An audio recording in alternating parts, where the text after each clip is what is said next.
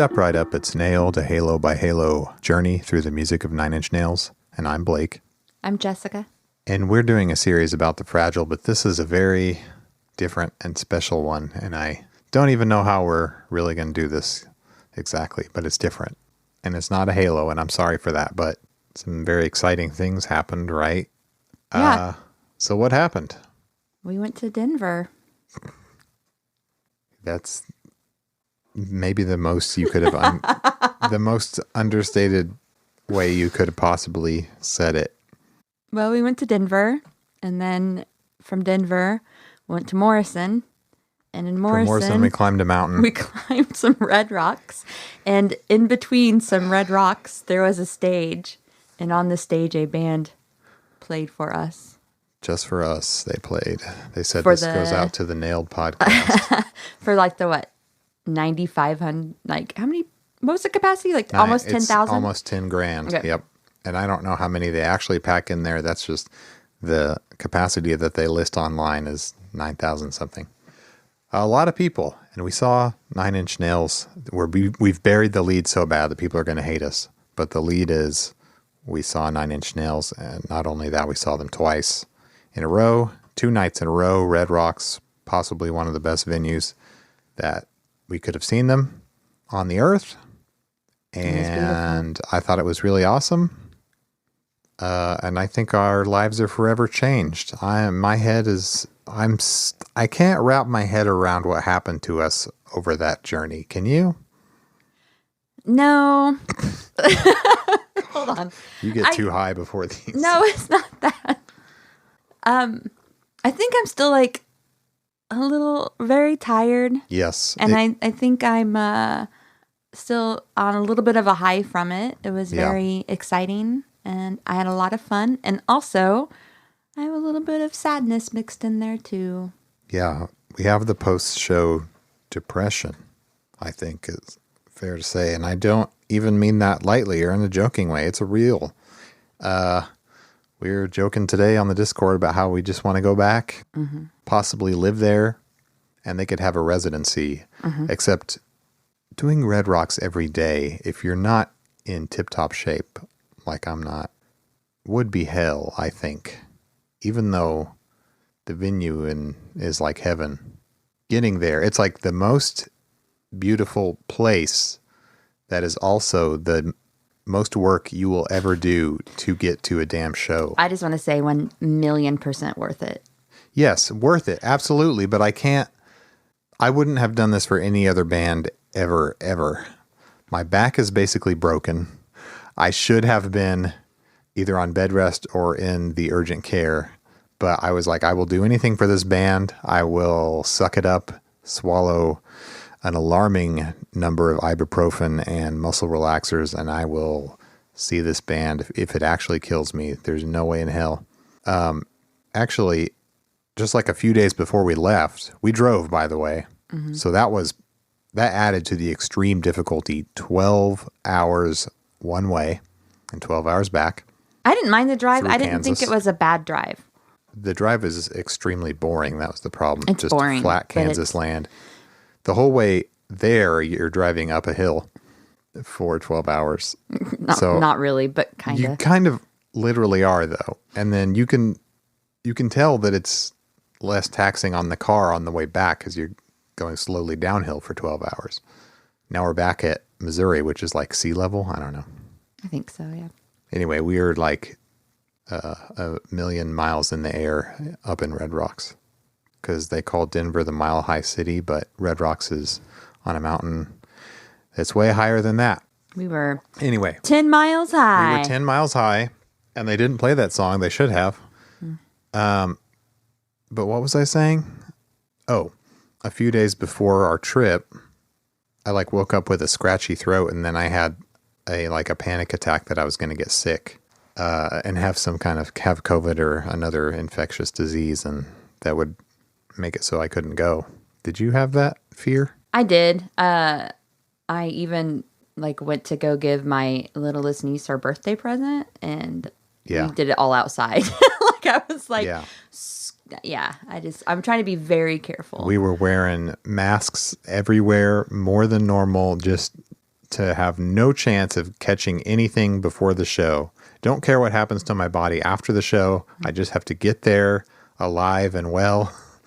Honestly, at all costs. If we don't get COVID from being at Red Rocks and at Meow Wolf, where there were just hundreds we were just of people in Meow Wolf and thousands at Red Rocks, but I'm fine. I'm not sick. No, I'm not. I'm just saying I have that's no symptoms. So weird. Yeah, I think my immune system does okay because I've done several big concerts in the past year and nothing. It's just exhaustion and depression, but no symptoms of an illness. But yeah, then I just started panic swallowing vitamin C gummies that I bought at the Walgreens. Which doesn't work, so. Well, it worked for me because I didn't get sick. It's just kind of What am I supposed to do? I thought I felt a cold coming on. That doesn't work. The vitamin C stuff doesn't, but that's okay. I mean, Well, maybe I was panicking. If it acts as a placebo. Yeah, maybe it did. Fine. Yeah. Maybe it did. But we made it. And it was, I want to say life-altering, but I still don't know how. Still kind of head spinning from it. I'll try to think back to certain songs and moments, and my brain is that was it. What I'm saying is it was a blur. Does it feel like a blur to you? The whole thing was a bit of a blur, and it's just shit. It was just over in a flash. Yeah. Even though it was 2 shows, still a blur. Yeah. Well, I think we had all the anxiety. Yes. Beforehand, just the normal travel anxiety, but also maybe some social anxiety because we were going to be meeting up with patrons and listeners. Yeah. And so that was kind of nerve-wracking. Yeah, we did not meet Trent. By meeting Trent, I mean seeing Trent in person, sort of. That's anxiety-inducing in itself, I guess. And having to socialize, that's an anxiety trigger. The illness thing is an anxiety trigger for me. Mm-hmm. I was dealing with a lot of anxiety night 1. So it was a mixture of the elation and what are the most positive feelings? Bliss of seeing this band finally. It was a mixture of that and pain, bodily pain from climbing a mountain, and your lungs are working harder because you're 1 trillion feet in the air, but also ignoring all that for the music. And also anxiety at the same time. It was a weird brew. I wasn't telling you at the time because I didn't want to ruin anyone else's time, but I was 10 kinds of fucked up, but also just in the bliss.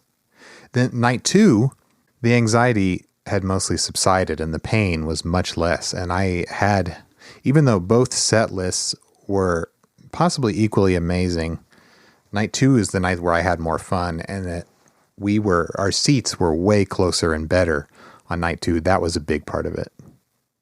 Do you feel the same way about night 1 versus 2? Yeah, I think I actually maybe liked the set list better for night 2 too. But we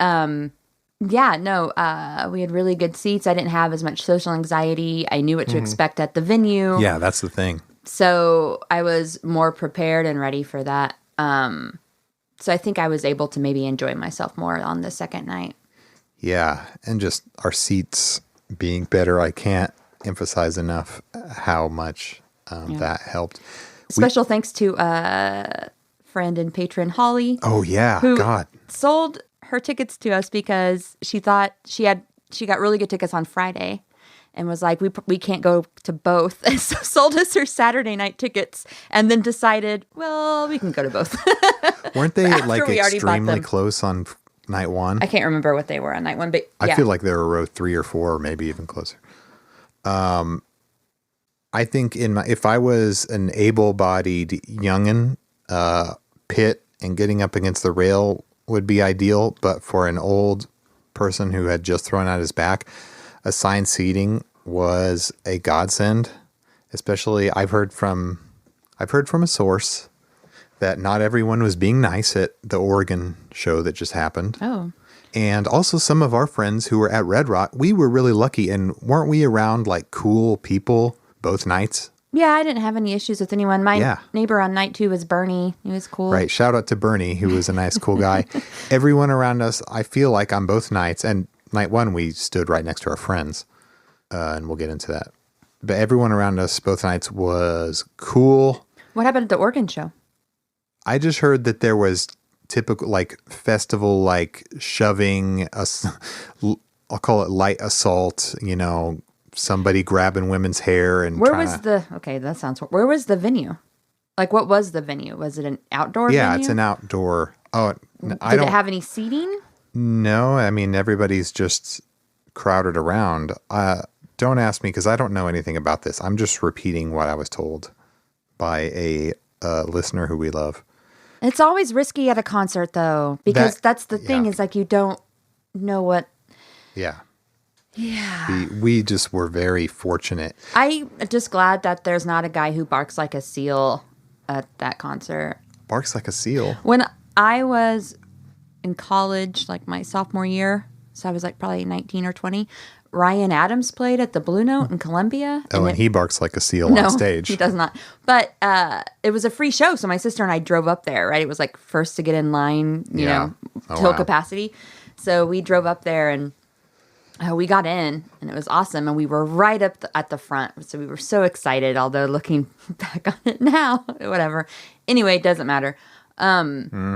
But we were so excited, and there was this dude who was maybe a couple rows behind us who just barked like a seal between every song and drove us fucking nuts. Yeah, Don't be that guy. Don't be that guy. And don't be the person who grabs people's hair. What the hell was happening? Don't grope and grab and push and shove and be an idiot. You can love the band and be psyched out of your mind, and you can also not ruin anybody else's time. You can do both. We were all doing it.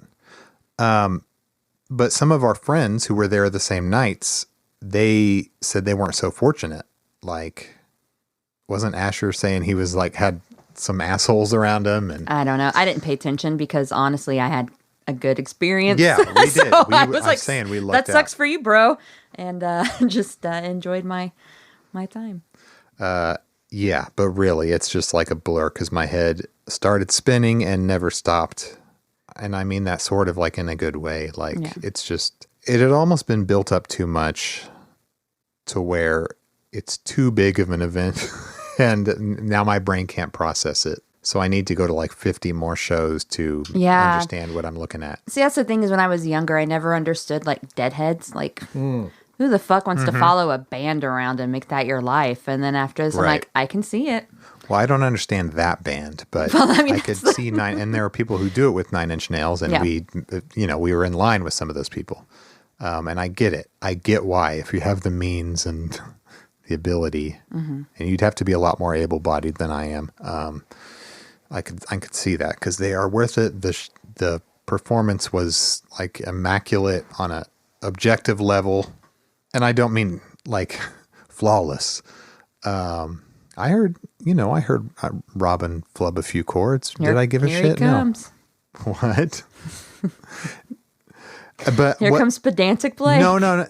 It's not pedantry when you're talking about music.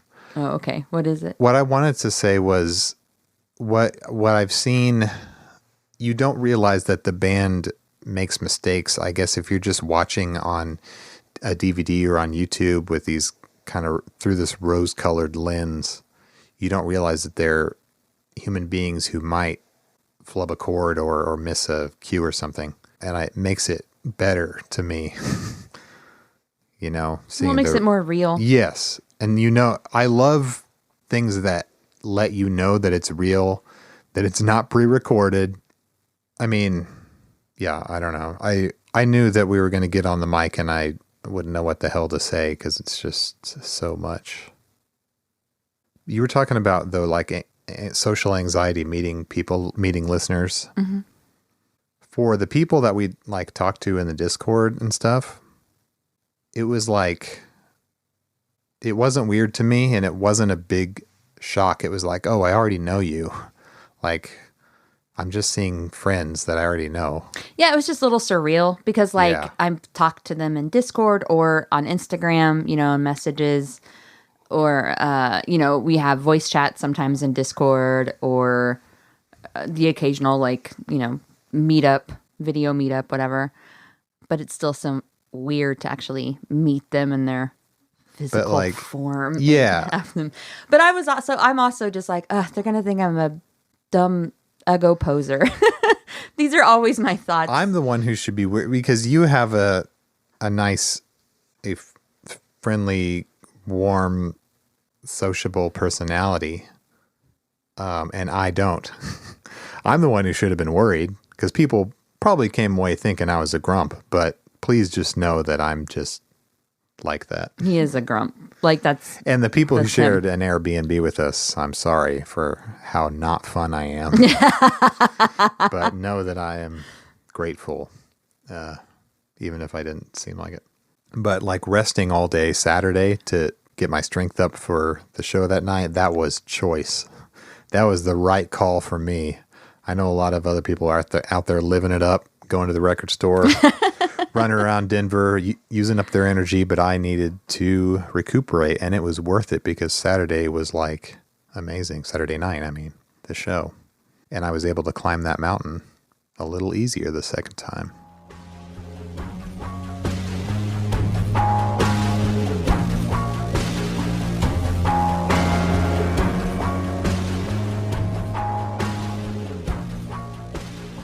So the show. Check out what I have with me. Today I printed out. These are copies, facsimiles of both of the set lists. Yes. That people sent into the NIN Live archive and they scanned in. Now I printed out. The night one, the Friday, has like some markings on the set, and I wish I knew what they were, and I wish I knew whose set this was. There's like the letter L after sin. There's like some marks, I think, where the band takes a break and Trent's talking. There's some lines drawn. Mm-hmm. I want to try to interpret. There's like the letter T shoved in after sin. What is the L? Maybe the L means switch to Les Paul. Could be. I don't know. Then the night 2 set that I printed out doesn't have any markings on it. Anyway, what were your overall thoughts on the set lists? For night 1?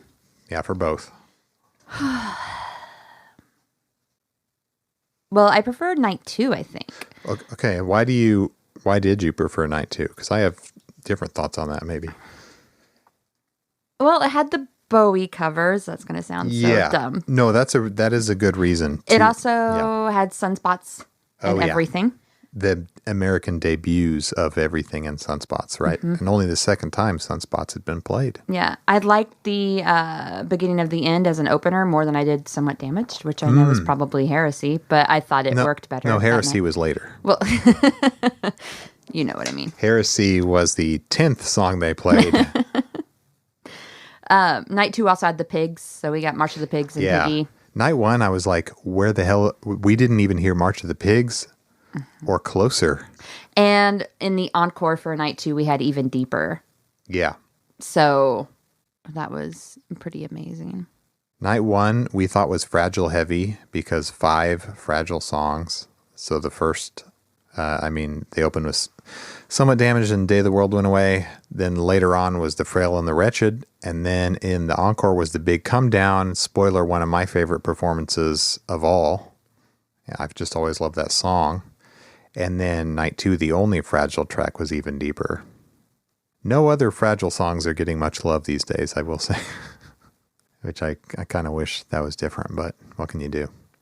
I can't say like I prefer one set list over the other because night 1 had The Perfect Drug, which was in my, top 3 to see live. And night one had Echoplex, which was on my dream list as well. And it just had all the it had Last, another on my dream list. Yeah, Last. Fucking Last, dude. Not everybody gets to see Last.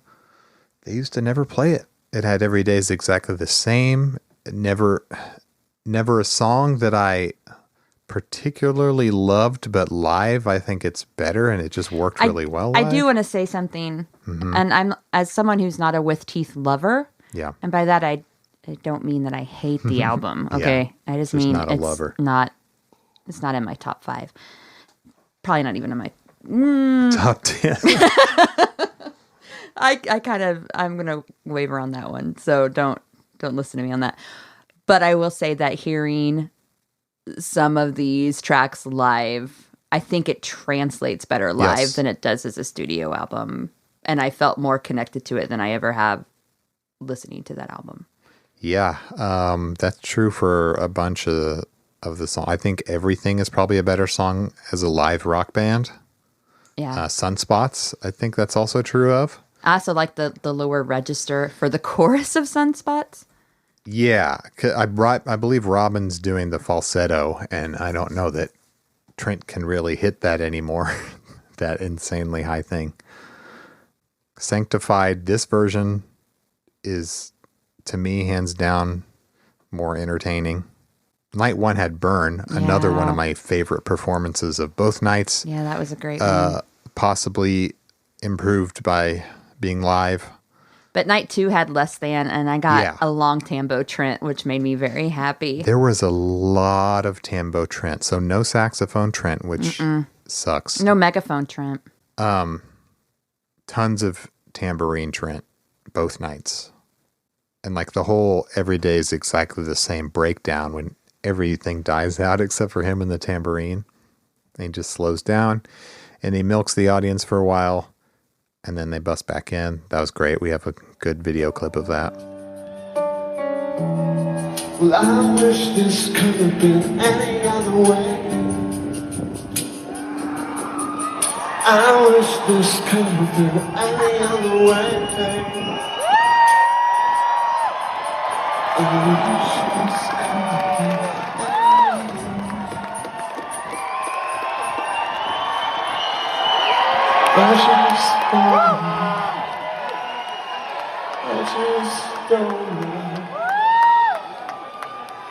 I just don't know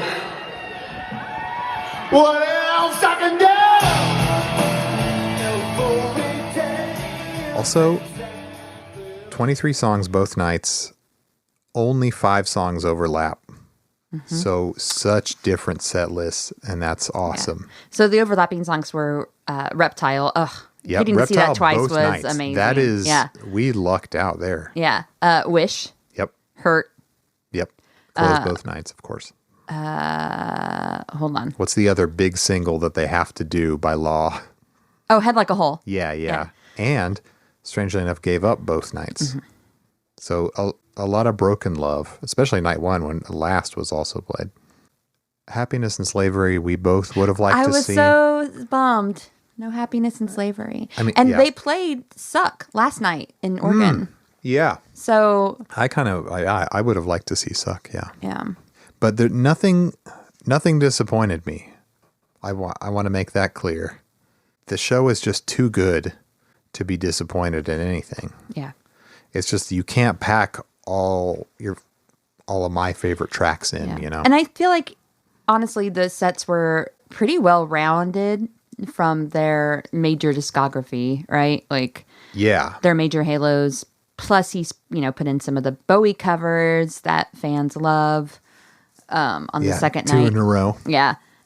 The only thing I could think of that was not played from was, I don't think anything from Not the Actual Events was played. And that's like, they never do anything from, not never, but they rarely do anything from Not the Actual Events now. I'm not sure why. Night one, I don't believe anything from Hesitation Marks was played, and I was like, shit, where's Copy of A? But then night 2, Copy of A was there, and it was awesome, and also Everything. And I just want to say, so with Copy of A, they do the shadow projection onto the wall behind really him. cool. And it was done onto the red rock mountainside. They didn't put up a screen or anything. And that was really cool, I thought.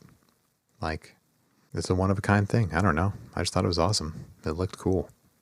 Great track. Great live performance of it. It's really good. It might be one of my favorites. And Less Than is another one of my favorite Less performances. Than fucking slapped. Yeah, it was so good. Better live. The Frail was beautiful. Yeah. And when the anticipation was so huge, because I was like, what will they go into from this? It'll probably be The Wretched, but it could be a curveball, right? Yeah. But it was The Wretched. I like the thing that he did right when the beats from The Wretched started, and he kind of like put his hands down and backed away. Yeah, it was I thought it looked really cool. Yeah, there's actually Jess had put up a really good video of it. But yeah, he's like, okay, I hit every note from The Frail, and I heard the count in, and then he moves his hands away from the keys as the Wretched piano. I believe it's probably just sequenced, so he's not playing it. It comes in sequenced, and he backs away as if he's trying not to disturb a sleeping, dangerous animal, and then walks away smooth from that keyboard. Yeah. I also liked his crouching dances. Is that during Copy of Copy A? of That A he is got, the biggest one. Yeah, he gets really low, and They all he like and to Robin, get low. yeah. For older dudes, they can get low. Like because that they would do break it all the time. Well, not all the time, but I mean, for shows. they yeah. perform. Robin Yeah. plays damn near. They bent don't over have the whole time. horrible fucking jobs where they just sit in front of a Right. desk for 8 hours a day, Right. and don't move. We're out here being destroyed, and we could be living our best lives as rock stars, but we no. could be. Yeah. Yeah, to be in that kind of shape, to be 58 and still doing like jumping around and To be 58 and making a tambourine look fucking metal as hell, that's pretty amazing. yeah, he was really banging that thing, you know. Actually, I think he's 57. Yeah, 57. Yeah, I know someone else had this sentiment as well, that we had all just climbed a mountain and we're feeling the altitude, and it's like just standing here is exhausting. How the hell are they doing this on stage and they're way older than me? Like, They got to take the elevators and shit. They didn't have to climb up they anything. did. I mean, yeah, they got a nice ride to the very top of the mountain I don't know. I think they're just used to it. and in better shape. Personal trainer, what have you. Honestly, I was fine. I was not. The Saturday morning, I was kind of sore, and I was like, how am I going to survive tonight? And then once I got up and moved around, I was fine. And then Sunday, I didn't feel sore at all. I was just really sad because we had to say goodbye. I was definitely sore. Yeah. I mean, it does suck walking up that steep slope back to the parking lot, and you get winded very quickly. You normally would not get so winded, but because of the altitude, you're like, you're struggling. Nutty in that place. Yeah. Night one also had a cool thunderstorm. Oh yeah, and there are great images, one by Craw, of the whole venue with like lightning over it. So there was a wind coming through, and lightning was striking as like they were playing. Well, during several of the songs, I forget which now. And because we were so high, I couldn't really. The storm looked closer than what it was. And maybe a few drops hit us, but the storm never really hit us. We just got see some lightning. wind and saw some lightning. Yeah. Yeah, it was like biblical. It was crazy. What did you think of the opening act? Oh, Eve Tumor? Mm-hmm. They were fine. Okay. I had tried to get into Eve Tumor several times, and I found the music fine. A few songs I was pretty into. There was one that kind of sounds like New Order or Joy Division or something. That's pretty cool. But I was just like, I wish it was 100 gex. Nah, I'm fine. No, I liked them. I think their performance on Friday night was better than on Saturday night, and also the fits were a lot better. If you're wondering about fits, the fit on Friday night was chef It was very kiss. downward spirally. I mean, I love Lots of straps. Lots of straps, lots of harnesses. Yeah. And also, I believe there was like a crystal studded codpiece. Yeah, that was both nights. Yeah. But it looked better on the first night, I thought. Anyway. Yeah. Drip not nearly as good Saturday. No, I thought they were good. The performance on Friday night I thought was better, but maybe that's because there was no assault of a cameraman. Oh yeah, that wasn't good. That was weird. Good. That was just awkward. Yeah, I don't know that Eve Toomer were having the best of times. Well, I think here's what I think. I think that it's got to be hard opening for a band that.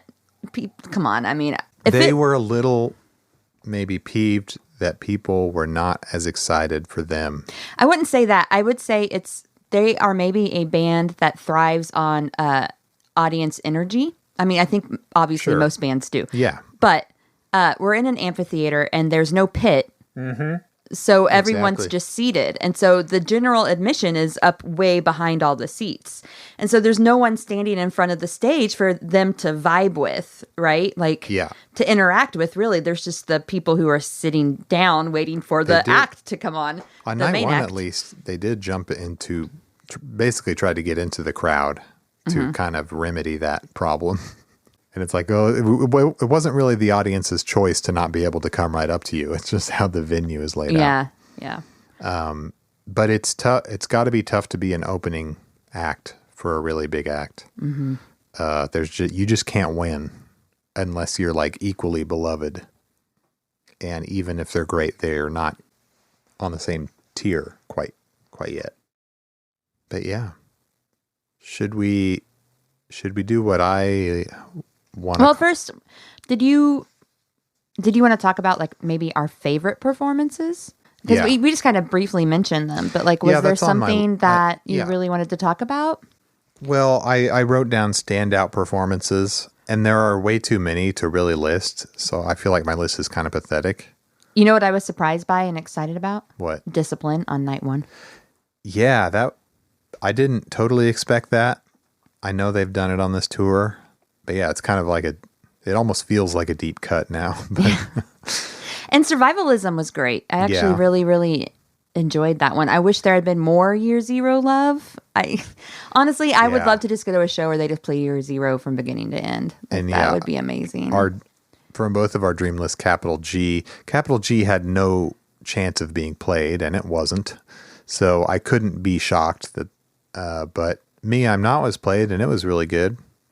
Letting You, I can't remember off the top of my head if they have been playing Letting You this year, but that to me came out of nowhere, and I was like, whoa, this track from The Slip, wasn't expecting that, but it rocks, and it goes really, really hard. But I mean, like from night one, Last really stood out as being Burn stood out as one of the best. The Big Come Down. Perfect Drug. Yeah, Perfect Drug. The song Only, which isn't my favorite, but was just a really good performance. Is that normally an encore choice, Only? Not that I know of. The encore was kind of weird because it was only The Big Come Down and All That Could Have Been and Hurt, which those two... I think that's a hell of an encore. I love that we got to see it and All That Could Have Been, followed by Hurt. And I just want to say, on my first dream list, the final song was Hurt. The penultimate song was And All That Could Have Been. So I did call that a little bit. We'll get more into that later for Setlist Showdown. For night two, I mean, Less Than was one of my favorites. Sunspots stands out as a rocker. Sanctified, just so good. Everything. Yeah. Copy of a Closer. Yeah, Copy of A and Letting You and Closer. Oh, because they did Closer on the Only Time mashup in the break, which was awesome. I wasn't expecting that at all. It came out of left field for me. Listen closely to my clip and you hear me screaming like a goob. I think I was like, every time something exciting happened, I was like shaking Jessica, I think. And then I would scream. Yeah. I was just like, holy shit, they're really doing it. The very first night, I was so anxious that I ate like half a gummy, and we go up there, and as soon as they come on the stage, I just grabbed Laura's arm. Yeah, not I don't think I didn't let grab go her for like husband. 3 songs. I just held onto her arm. Was I'm not so sorry. didn't come to me. We were just at an angle where I was turned to face more angled towards her. Yeah, I was more behind you, and I was probably holding on to you. I can't really remember We were all just holding on to each other. It was a big love fest. What I did was mostly a blur, as I've said. My reactions can't remember. I love the David Bowie break Yep. on night 2. He just says, after Afraid of Americans, he says, fuck it, why not? And then they play Fashion. Yep. And I feel like night 2's Head Like a Hole was better than night 1's, and I don't know why, but I think my whole night 2 was just better, but it was my headspace mostly. maybe, but it was also, I just felt like maybe being closer probably, and you're around people Yeah. who are just vibing the same way you are, I guess. Yep. So that was exciting. The encore that night, we got Reptile followed by Even Deeper, which was amazing. Don't forget Home. It started with Home. Yeah, I know it started with Home. I'm sorry. I was just naming two songs that worked really well together. Home, Reptile, Even Deeper. Never thought I'd see that in my life. But that's just how it goes these days. Both nights end with Hurt, of course. It's great both times. And then love the final noise chord when then they project the NIN logo on the Red Rocks, which was cool. Yeah, that's been up there for a while. It wasn't just when they did Hurt. Well, yeah, I think they did it. Oh, between the main set and the encore, they did it, right? And then they weren't doing it the whole night. Maybe. I can't remember. I remember that night 1, the rocks were blue. Mm-hmm. And then night 2, the rocks were red. Mm-hmm. Because our friend Rooker that we stayed with on night 1 was like, those fuckers are blue. So should we do Setlist Showdown? Okay. Well, I can tell you, number 1, that nothing was played from my bonkers set list as I expected. That's almost impressive in itself. That zero. Well, we both had a lot of things that had no chance of being played. Like okay, I'm sorry. There was totally a chance that they could have played Various Methods of Escape or Dead Souls. Sure. That's totally plausible. Dead Souls more just plausible. like you imagined is plausible. Before we do this showdown, also on here, I said nothing was a letdown, but the songs that I would have liked to have seen that I didn't see were Terrible Lie, one of my faves, Neither Night, that kind of sucks. That's a bummer, but I'm not mad about it. Ship Mirror, Neither Night. No Ship Mirror. Like, I was kind of expecting that one. I was bummed by No La Mer and No Into the Void. Yep, that's on my list. Just Like You Imagined is on my bummer list. Mm-hmm. You know what else wasn't played? What? Down in It. Yeah, but that's been played once in the UK, and that's it this year. Maybe, I can't remember. Look, A Girl Can Hope. Head Like a Hole Opal mix was not played, so I don't get that point. You know what? We didn't get The Becoming. I love The Becoming. Yeah, no Becoming, no Ruiner. No Eraser. Yeah, the first night was no Downward Spiral except for Hurt and Reptile, and we were kind of like, what the fuck? I didn't even notice these things until after the show was over. I was like, wait a minute. Yeah. There was no March of the Pigs, no Closer, no Piggy. Yeah, no Ship Mirror, no all this stuff, no copy of and then all that stuff for the most part came on the second night. No, Where Is Everybody? When are we going to get Where Is Everybody? What's it going to take?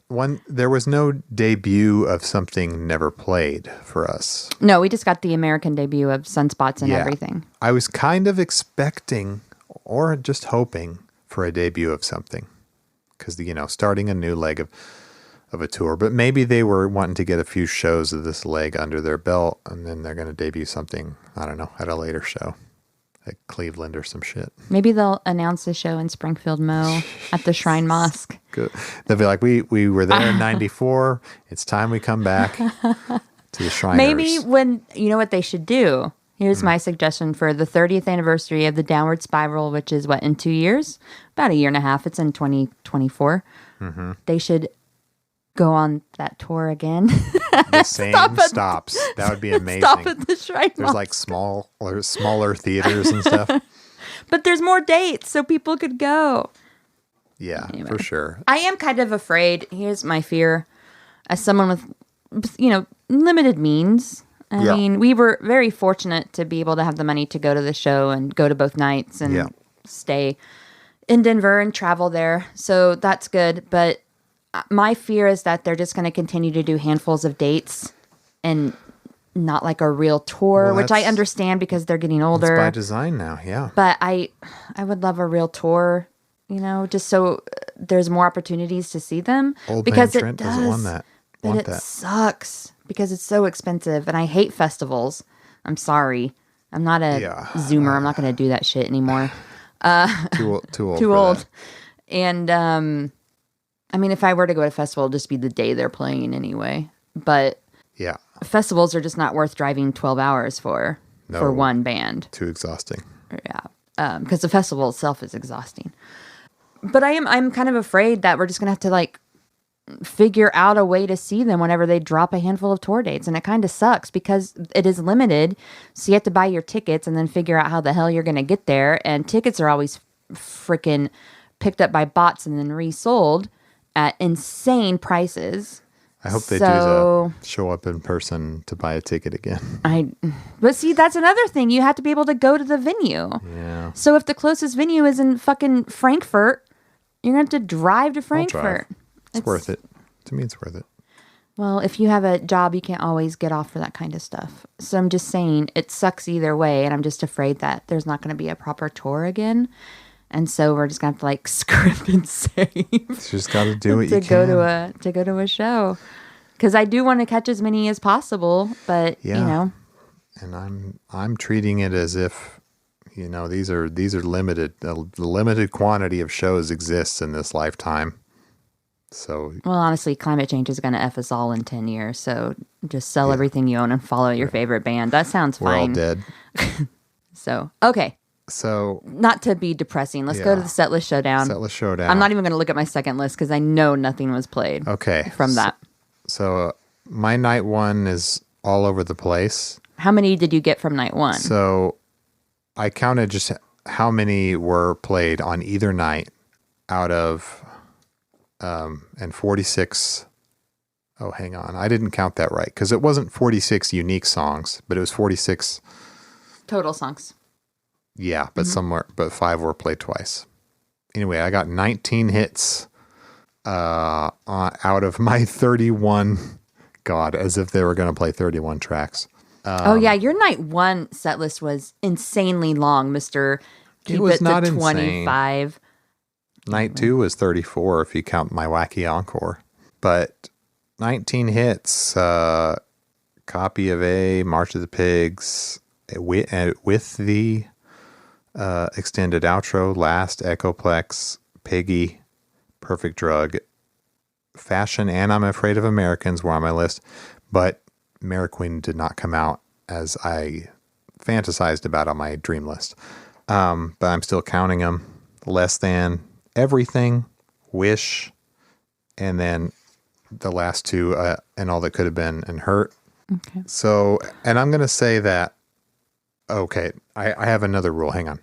So that's 19 hits. Plus, I'm going to say if you guessed the correct placement, it counts as 2 points. That's for example, stupid. It's awesome. I have one such case on my night one because March of the Pigs is number 4, and they played it number 4 on night 2. Yeah, but it's night 2, so it shouldn't count. No, that's not how the game is played. You said on my set list for night 1, it's number 4. Right. And they played it on night 2. It was a different night. It shouldn't count. It can count for either. Okay. I'm not even going to look at that. I don't have a spreadsheet like you do. So you can make up all the rules you want. I'm not going to follow them. My score's 20. It's not my fault you didn't do spreadsheets. I don't like spreadsheets. Ask anyone at work. I hate them. Now, night 2, I think they're fun. I just think they're neat.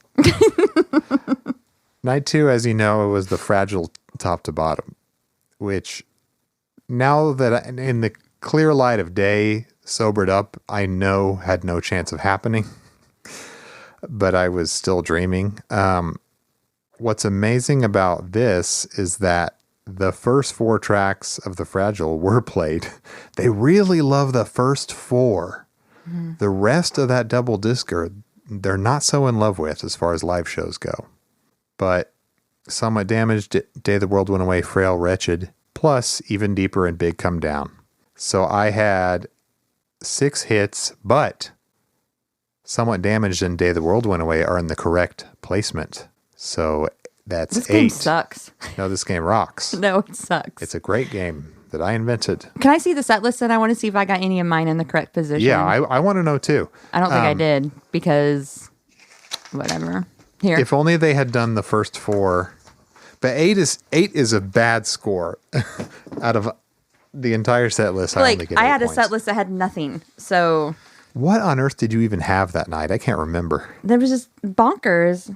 Like Driver Down and shit. Yeah, and you had like Life on Mars, which everyone agreed would have been great.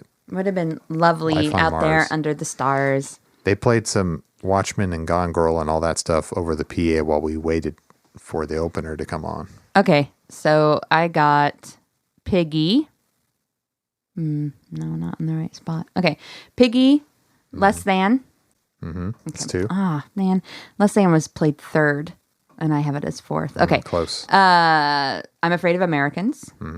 And then I had Sin. I had Closer. Dang, that was not. Nope. Okay.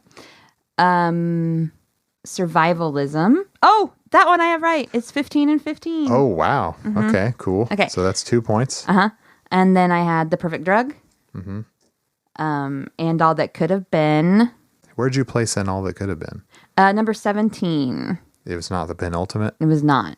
Okay. Fashion. Nope, not in the right spot, Okay. but whatever.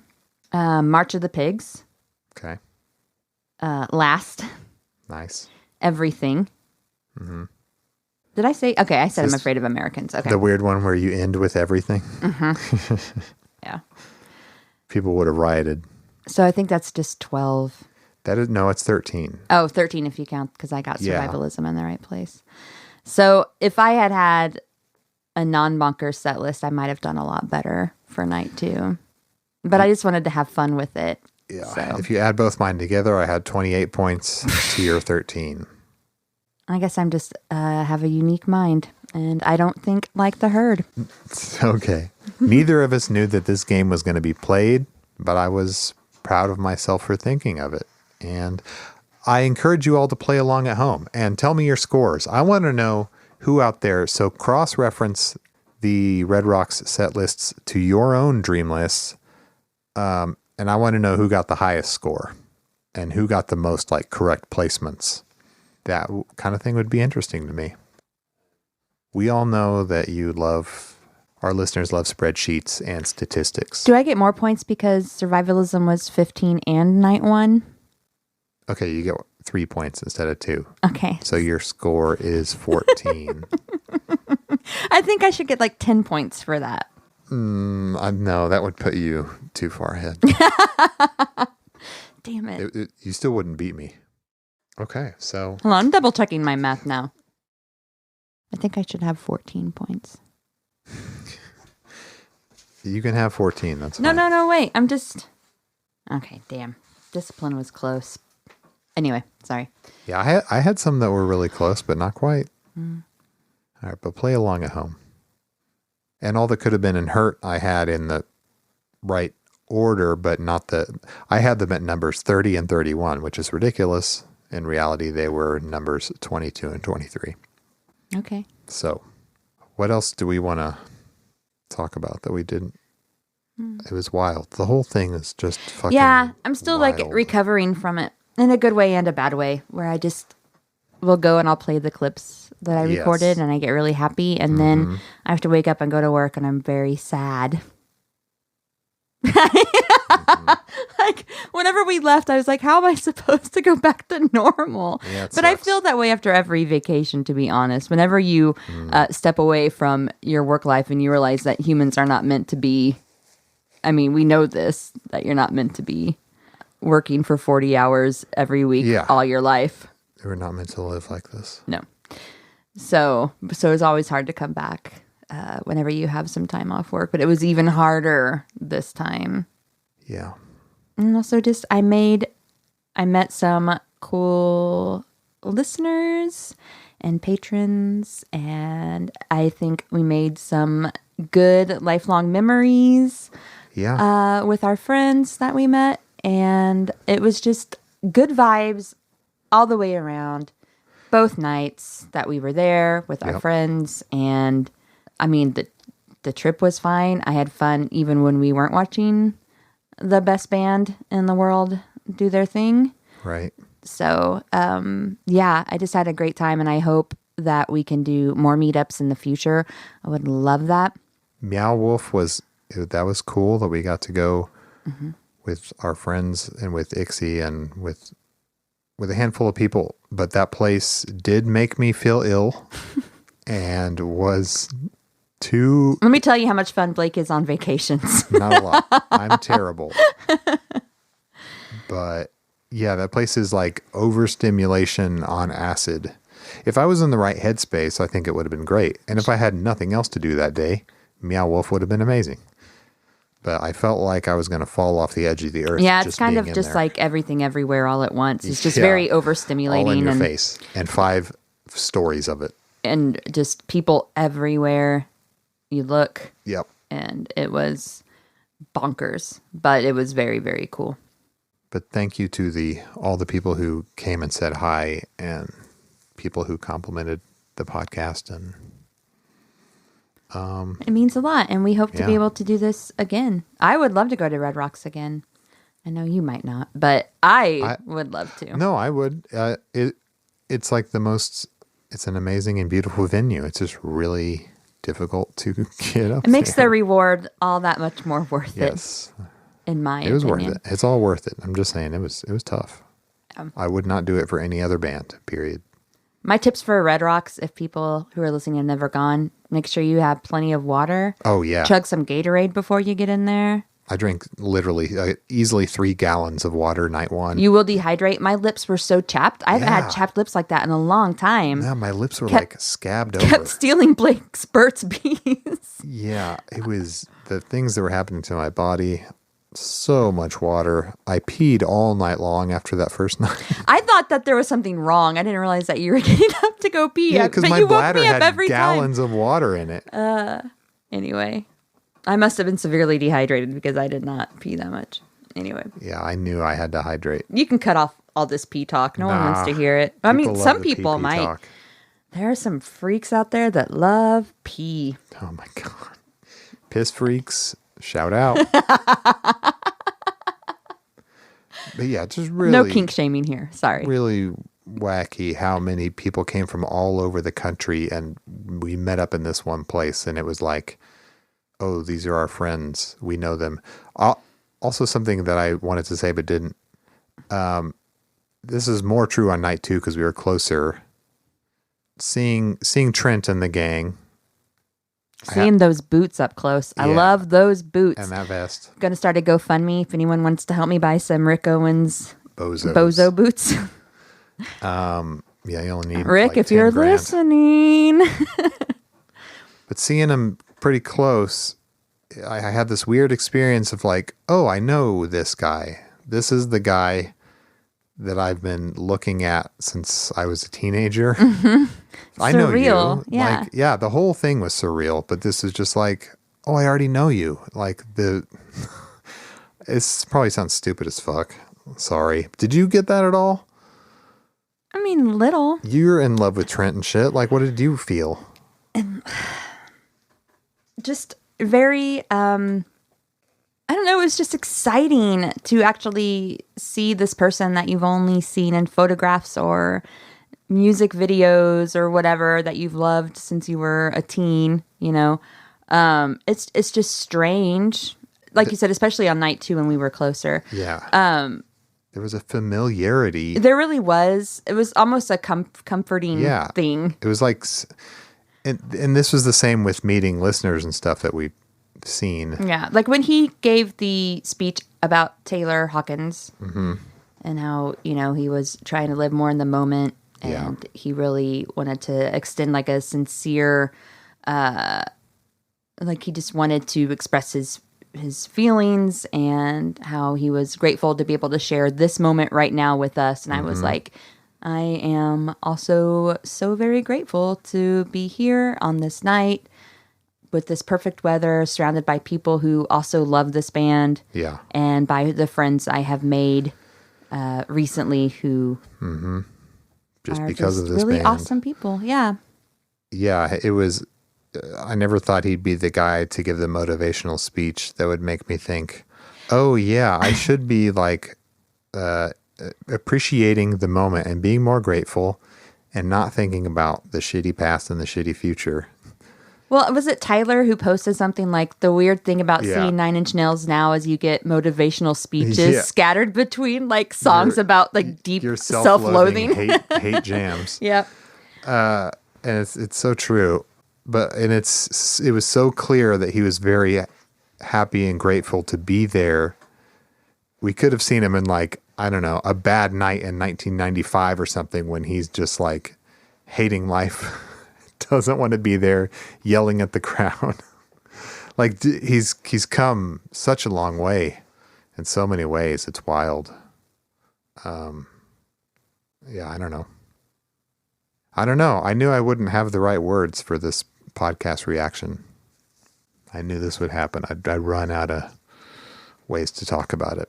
Sometimes it's just hard to express your feelings. It's okay. I was just getting on social media like the night of both shows and being like, I don't have the words. I'll post stuff later.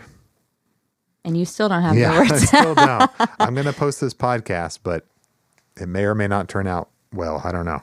Yeah. Tell us what you think. So, Okay. Hope more dates are announced next year and we can do this again. We want to plan more meetups with people. Mm-hmm. We're going to take a break and then do a bonus episode. And in that bonus episode, we're going to, patrons sent in their reactions to the Red Rocks shows, and we're going to read them. That sounds fun. Yeah, and then we'll talk some more about our meetings. We'll also spill some secrets about our time in Denver at our Airbnb when we ate pizza and watched Nathan For You like party animals. I think you just laid it all out right there. Woo!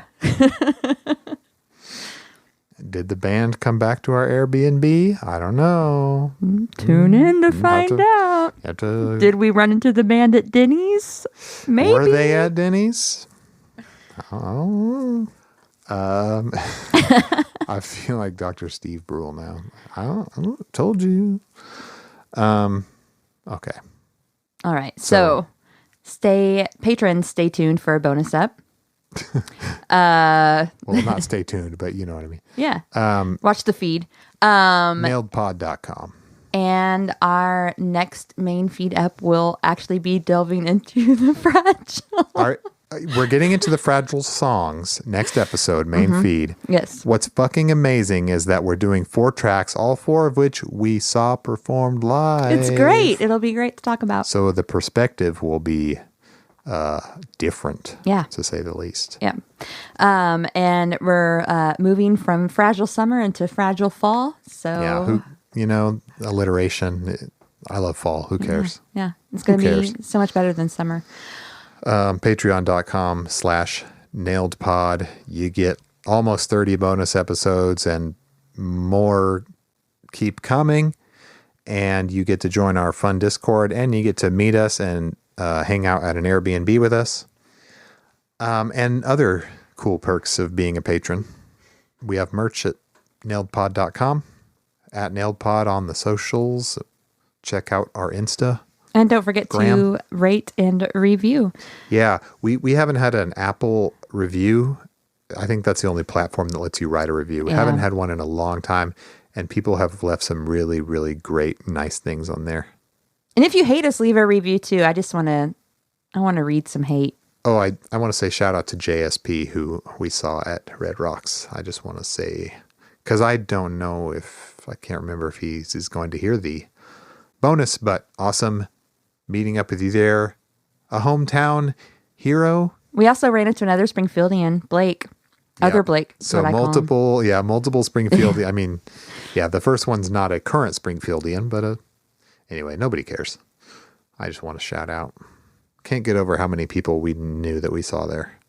But I guess that's by design, so I shouldn't be shocked. Angel from Resner Audio on Insta. Yep, so many people.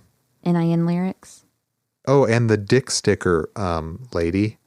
I don't know if I ever really got your name, but I'm looking at the Peppa Pig sticker right now on Jessica's laptop that she gave us, and she gave us the Suck My Entire Cock sticker and the fucking rainbow sticker, and I'm so grateful.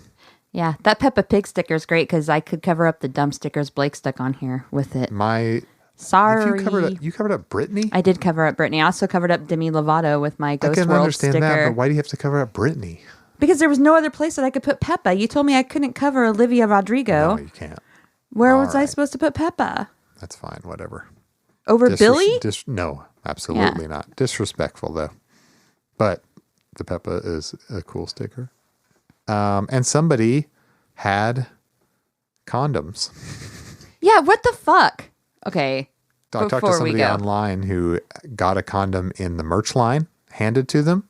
So did someone just have them printed up? That's my guess. I don't know. They either brought in a handful or a bag full. Of original 1989 down in it condoms? I have no way to verify, but they look like the original. Get fucked condoms, whatever. Yeah. They look like originals. One was on the ground and our friend Asher picked it up. Okay. Well, that person should have found me and given me one, number one. Right. I have 2 health condoms. I would love to have a NIN to add to my rock band condom collection. Absolutely. But I honestly think they just had them printed up and we could do the same thing for nailed. Get nailed. Ooh. I think Laura suggested get nailed. Oh, that's too good. Yeah. Okay. We're going to make get nailed condoms. It's going to happen. And thank you, Laura, and thank you, Rooker. They both deserve special thanks. Yeah. Oh, yeah. If we do get nailed condoms, just keep in mind that they're for decoration only. Please don't use them and depend upon them as birth control. Oh, yeah. And I don't know who's manufacturing these. I'm going to be sticking a pin in each of them through each of them. We don't need any nailed babies. We don't need that on our conscience. Only the planned nailed babies. The nailed baby boom is going to happen because of a batch of defective condoms that Blake poked holes in. Okay, I think we can wrap this up. Yeah, we better go. Okay. We could talk about it forever, but it was great. Can't wait to do it again with you all. Good night. Didn't that make you feel better? Bye.